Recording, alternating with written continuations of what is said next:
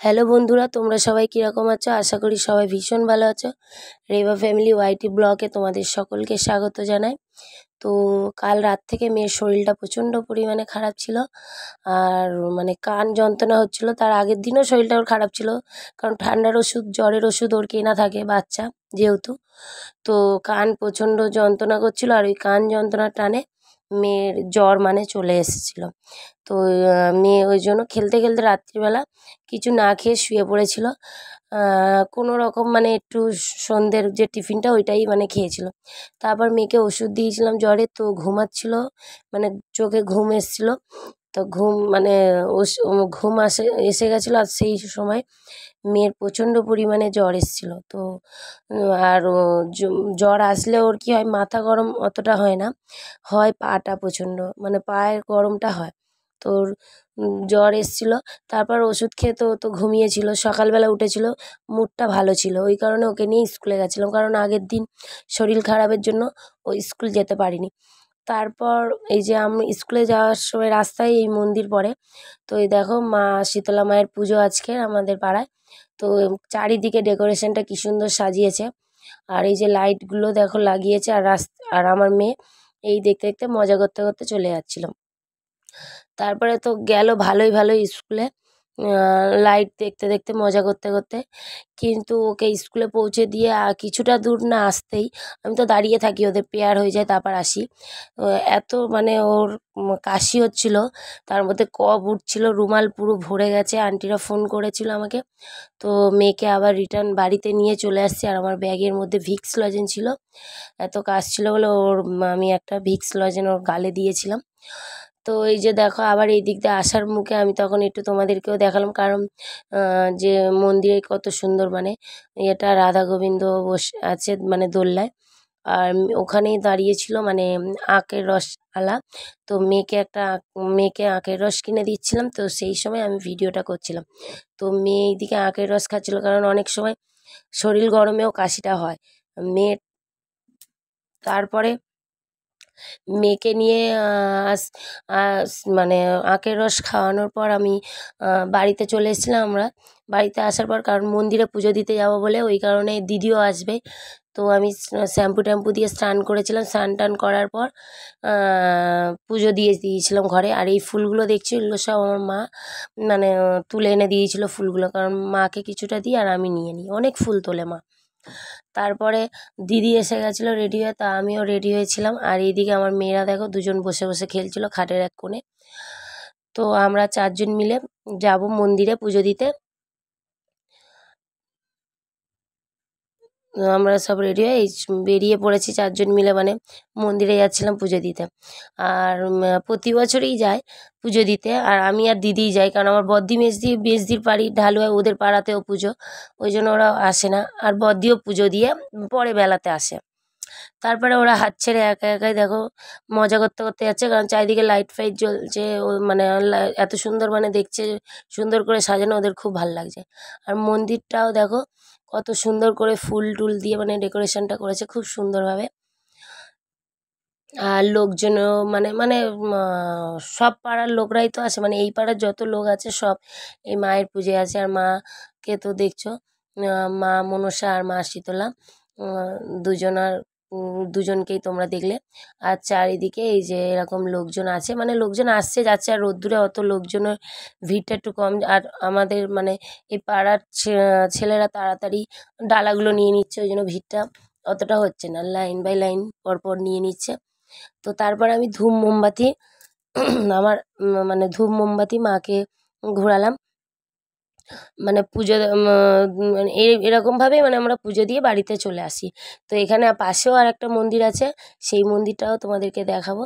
আগে এই মন্দিরে ধূপ মোমবাতি ঘুরিয়ে পুজো দিয়ে দিই। আর আমার মেয়ে এই সময় আমাদের পাশে ওই যে কাকিমার টা আছে, সে ওনার সঙ্গে চলে গেছে মেলায় খেলনা কিনতে। ও আর এইদিকে আমি পুজো দিচ্ছিলাম, ঠাকুরকে নমো করেই গেছিলো বাচ্চা, আর আমার দিদি আমার ক্যামেরাটা ধরেছিল। তো যাই হোক, দিদিকে ওই জন্য দেখাতে পারলাম না, দিদিকে আমি পরে দেখাবো তোমাদেরকে। আর মাকে দেখো, মাকে ভালো করে অত কষ্ট করে দেখাতে পারছি না তোমাদেরকে, ক্যামেরাতে যতটা পেরেছি তোমাদেরকে দেখাচ্ছি। তারপর আমার পুজো দেওয়া হয়ে গেল, আর এদিকে দিদি আমি আর আমার মাও আছে, মা মনে হয় সাইডে নেই, অন্য সাইডে চলে গেছে। আর এই সকালবেলা মেলাগুলো এরকম একটু বসেছিল। তারপর আমরা পাশের মন্দিরে পুজো দেবো। এই যে এখানে চিনি সন্দেশ কিনতে হয়, তো ওইগুলো কিনেছিলাম। এইটা হচ্ছে ওলা বিবি ঝোলা বিবি যে মা বলে, তো ওনাকে ধূপ মোমবাতি ঘোরালাম। তারপর পাশেই আছে শিব মন্দির, তো শিব মন্দিরেও ধূপ মোমবাতি দিলাম। তারপরে আছে গাজী বাবা বলে, ওই পাশেই, মানে মানে এই মন্দিরেরই পাশে পাশে সব। তো ওই পাশে মন্দিরে ওই গাজী বাবাকেও পুজো দেবো, ধূপ মোমবাতি মানে দেবো। আর মানে পরপর এক একজন করে ঘরে ঢুকছে, তো ওই জন্য একটু দেরি হচ্ছে। তো পরপর এক একজন করে মানে ঢুকবে মন্দিরের মধ্যে। তারপর আমরা সব ওলা বিবি জোলা বিবি যে মন্দিরে যাব, মানে মানে পুজো দেওয়ার পর আমি গাজী বাবাকে দেবো ধূপ মোমবাতি ঘোরাবো গাজী বাবার কাছে। ধূপ মোমবাতি ঘুরিয়ে তারপর পাশেই আছে তুলসী মন্দির, তো তুলসী মন্দিরকে মানে তুলসী মন্দিরেও দেবো, ওখানেই মানে হরিনাম হয় ওই জায়গাটায়। তো ওই হরিনামের জায়গাটাও তোমাদেরকে দেখাবো আমি ভালোভাবে। আগে আমি ধূপ মোমবাতি দিয়ে দিই গাজী বাবার কাছে, তারপর তোমাদেরকে তুলসী মন্দিরের মানে যে জায়গাটায় যে হরিনাম হয় কত সুন্দরভাবে সেই ভিডিওটা, ওই জায়গাটা কি সুন্দরভাবে সাজিয়েছে ওইটাও দেখাবো। এটা হচ্ছে তুলসী মন্দিরে আমি প্রণাম করছিলাম তখন।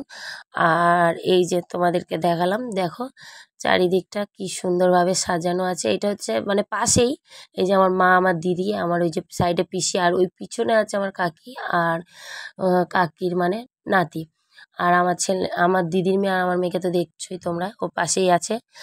আর এই যে যেখানে হরিনাম হয় ওইটা তোমাদেরকে দেখাচ্ছি, ঠাকুরের জায়গা। এই যে আমার মেয়ে এই যে ওই কাকির সঙ্গে গিয়ে এই সাপটা ও কিনেছে, খেলনাটা ওটাই নেবে, ওইটার জন্য নাকি কি বায়না করছিল, তো ওইটাই নিল ও, অন্য কোনো খেলনা নাকি নেয়নি, ওই কাকিটা এসে বলল। তারপরে যেখানে মানে হরিনাম হয় এই যে এই জায়গাটায়, এই পিছন সাইডটায় হরিনাম হয়। এই সব যে ঠাকুরগুলোকে আমি পুজো দিলাম, এই ঠাকুরগুলোকে তোমাদেরকে দেখালাম সব। এই যে বট গাছের নিচে মানে বা ভোলে বাবার ইয়েটা আছে, শিবলিঙ্গটা। আর ওই যে এই যে পাশে এই যে গাজী বাবা, ওটা তো তখন দেখাতে পারিনি ভালোভাবে। আর এইখানটায় হয় হরিনাম, এই ঘট বসে, তারপর হরিনাম মানে হয়। এখনও ঘট মানে আজকের বসেনি, হয় মানে পুজোর দিন বসে না, অন্য দিন বসে। তারপর আমরা বাড়ির দিকে সব চলে এলাম।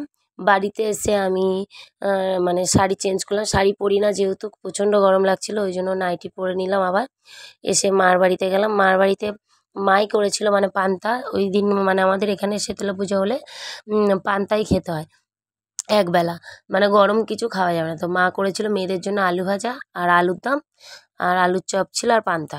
তো আমরা সবাই মিলে পান্তা খাচ্ছিলাম। তারপর আমরা সন্ধেবেলা সবাই মিলে রেডি হয়েছিলাম, মানে রেডি হয়ে যাচ্ছিলাম মানে ঠাকুর দেখতে যাবো বলে। ওটা তো দিনের বেলা তোমাদেরকে দেখালাম। তো এই যে আমার মেয়ে রেডি হয়ে চলে যাচ্ছে, আর আমার দিদির মেয়ে তখন রেডি হয়নি, আর আমি আর আমার দিদিও রেডি হয়ে গেছি। তারপর মানে মাদের বাড়িতে আমার দিদির মেয়ে রেডি হবে, কারণ ওর জামা কাপড় আমার মাদের ঘরে ছিল। তো এই আমার মেয়েও, আমার দিদির মেয়েও রেডি হয়ে গেলো। তারপর দেখো মেলার মধ্যে আমরা চলে আসছি, মানে রাস্তা দিয়ে আসছি, আর রাস্তার লাইটের আলোগুলো দেখো। আমরা ফার্স্ট আমাদের মেলায় যাইনি, কারণ ঢালুয়াতেও সেদিন মানে পুজো ছিল, মানে ঢালুয়া মেলাতেই আমরা ফার্স্ট গেছিলাম। কারণ ভিড়টা যদি বেশি হয় তো আমাদেরটা থেকে, তো দেখলাম সত্যি ঢালুয়ার মেলায় যখন আমরা গেছিলাম প্রচণ্ড পরিমাণে ভিড় ছিল, মানে ঠাকুরের সামনেই যেতে পারছি না, ক্যামেরা জুম করেও মায়ের মুখটা ভালো করে দেখাতে পারছি না। তো তোমরা দেখতেই পাচ্ছ, আর নুট মানে বাতাসা সবাই ছুটছে যে নুট দেয়, তো বাতাসাও অনেকে কুড়াচ্ছিল। আর এইদিকে মায়ের পুজো হচ্ছে, তাও আবছা আবছা দেখা যাচ্ছে, পরের দিন গিয়ে হয়তো আমরা ভালোভাবে দেখব।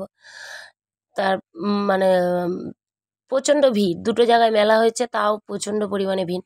আর এই পুজোতে সব বাড়ির আত্মীয় স্বজনরা সবাই আসে।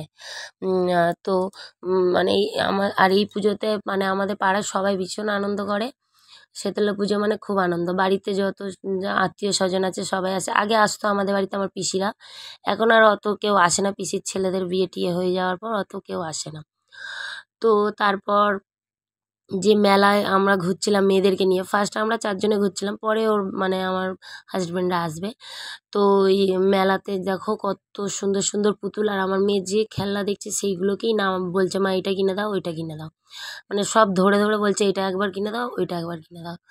আর আর আইসক্রিম দেখে তো আইসক্রিমের কথা বলছিল, কারণ ওকে দিতে পারিনি, আর ওর জন্য আমরা কেউ আইসক্রিম ফুচকা এইগুলো খেতে পারিনি, আর ভেলপুরি যে খাবো, কারণ মেয়ে তো কিছু খাচ্ছে না। ওই কারণে আমরা কেউ কিছু কিনছি না, মেলাটায় ঘুরছি। আর এই মিকি মাউসটা চড়বে চড়বে বলছিল, কিন্তু আমার দিদি বলছিল খালের পাড়ে কোথায় পড়ে যাবে, ওই ভয়ে ওকে আর মিকি মাউসটাও চড়ানো হয়নি। তো ওর জন্য ও কাঁদছিল। আর এই যে ভেলপুরি যে কিনবো সেটাও কেনা হলো না, কারণ আমার মেয়েরা কিছু খাচ্ছে না, কারণ ওরা বায়না করছে আইসক্রিম খাবে।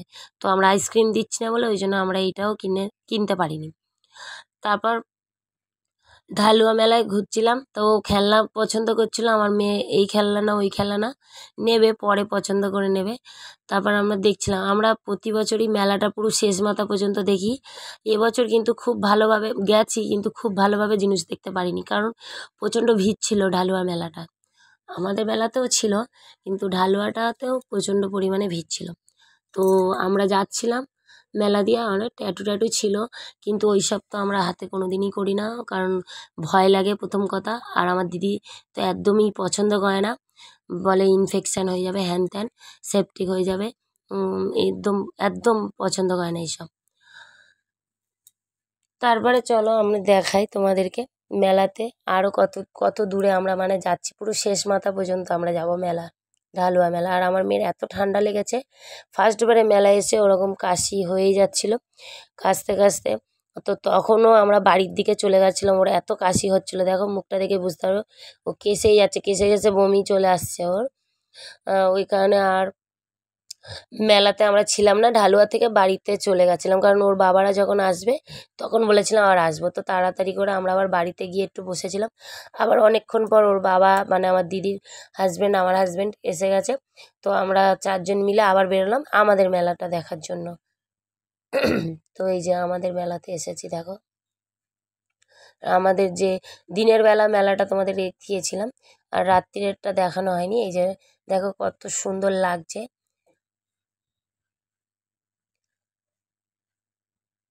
মন্দিরের উপরে লাইটিং টাইটিং মানে খুব সুন্দর লাগছে। তারপরে আমার মেয়েরা এই যে মেলা থেকে পছন্দ করছিল এই স্মাইলিগুলো, মানে বলছিল এইগুলো ওদের খুব পছন্দ। তো এই আর ওনারাও তো একদম ধরেই আছে, মানে বাচ্চা কাঁদছে, বলছে পছন্দ হলে নাও, না হলে নিতে হবে না, এরকম মানে বড় বড় আবার কথা। আমার মেয়ে কোনটা নেবে আবার ভেবে পাচ্ছে না। তারপর যা হোক একটা নিল, আর ওর দিদিকে একটা দিল। তারপরে আমরা যাচ্ছি মেলার মধ্যে, দিয়ে দেখছিলাম অনেক ব্যাগ ট্যাগ পড়েছে, আরও কিছু। এই যে আমার হাজব্যান্ড তো মেলায় কি ঘুরবে, তার আগেই ঘেমে চান হয়ে গেছে, কেন ও অফিস থেকে এসছে, আসার পরেই মানে আমরা বেরিয়েছি, ও আর ড্রেস চেঞ্জ করেনি, ওই ড্রেসেই চলে গেছে, বলছে আমি আর চেঞ্জ করবো না, কারণ একেবারে ঘেমেছে বলে বলছে থাক, এসে আমি চেঞ্জ করবো। তো যাই হোক আমরা এবার মেয়ে পছন্দ করেছিল ফোন, তো এই ফোনটা আমরা মানে মেয়ে নেওয়ার ইচ্ছা ছিল, কিন্তু মানে ওদের কপালে ছিল না, কারণ ফোনটার ভিতরে কিচ্ছু ছিল না, মানে বাজছিলও না, সেরকম আওয়াজও হচ্ছিল না। আমার মেয়ে হোয়াইট কালার পছন্দ করেছিল, আর আমার দিদির মেয়ে পিঙ্ক, মানে ও গোলাপিটা খুব পছন্দ করে, আর ও সাদা কালারটা নিয়েছিল, কিন্তু নিতে পারলো না, কারণ ওদের ভালো মানে ওইটা দেখলো কিছুই নেই ওতে, শুধু ঠং ঠং করে নড়ছে বলে আমার দিদির বর বললো না নিতে হবে না, অন্য ফোন নিবি। তাই বেলুন টেলুনগুলো দেখছো, এগুলো ওদের মানে ছিল, আর নিয়ে ফাটিয়ে দেয়, তা ওরা নিতে চায়, তো ওই বেলুন টেলুন কিছু দেওয়া হয়নি, ওইগুলো দেওয়ার জন্য বলছিলাম। তারপর তো আমরা তো সোজা চলে গেছিলাম, তো এই দোলনাটা যে টানছে এটা তো দেখানো হলো না। আমার দিদির মেয়ে আর আমার মেয়ে টানছিল, তারপর আমার দিদি আসবে, তারপরে আমি টানবো, আর তার অনেক পরে আমার হাজব্যান্ড টানবে, মানে সবাই মিলে। আর এই দোলনাটা সবাই টানছে, এই রাধা গোবিন্দর দোলনাটা, আর সত্যি এটা খুব সুন্দর লাগছিল, এত ভালো লাগছিল ভাবনার বাইরে। এই যে দেখো দোলনাটা টানছে, আর ওই যে মন্দিরটা তোমাদেরকে জুম করেও দেখাচ্ছি, এই সেই মন্দির, আর মন্দিরেরই সোজা রাস্তা করেছে পুকুর, এটা মানে এটা পুকুর, পুকুরের মধ্যিখানে মানে ব্রিজ মতন করেছিল। এই যে আমার হাজব্যান্ড টেনে নিল রাধা গোবিন্দর মানে দোলনাটা, আর কত সুন্দর সাজিয়েছে দেখো, এই মানে দোলনাটা যে বানিয়েছে ওই সামনে ওই ফুল দিয়ে অত সুন্দর করে সাজিয়েছে। আর সবাই ফটো তুলছে, সবাই দাঁড়িয়ে, মানে মানে খুব ভালো হচ্ছে। তারপর আমরা মেলা মানে ঘোরা হয়ে গেল। আর বেশিক্ষণ ওরা ঘুরতে চাইছিল না, মেলা থেকে কোনো খাবারই কেনা হয়নি।